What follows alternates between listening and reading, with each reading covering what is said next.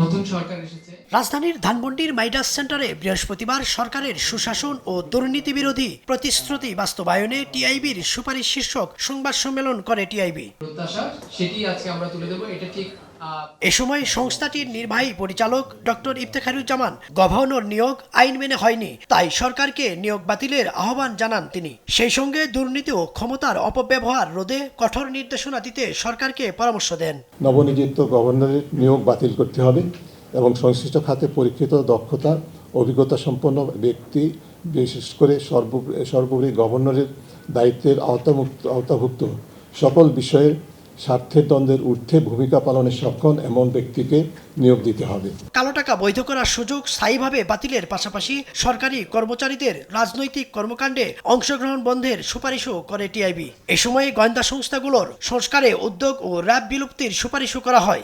একটা সুনির্দিষ্ট আইন করে কোনো প্রকার কালো টাকা বৈধতার সুযোগকে চিরতরে বন্ধ করতে হবে।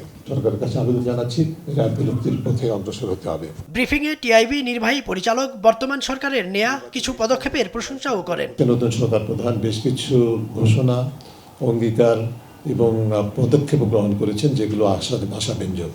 সুশাসন প্রতিষ্ঠার জন্য দুর্নীতি প্রতিরোধক সম্ভাবনা সৃষ্টির যে প্রত্যাশা মানুষের, সেটি পূরণের সক্ষমতার দৃষ্টান্ত দেখিয়েছেন। সরকার দুর্নীতি বিরোধী কার্যক্রম স্বচ্ছ দৃশ্যমান করতে না পারলে চ্যালেঞ্জের মুখে পড়বে বলেও সতর্ক করেন তিনি। সরকারি শীর্ষ পর্যায় থেকে কঠোর বার্তা এবং নির্দেশনা দিতে হবে। ইদ্রিস আলম, দেশ টিভি, ঢাকা।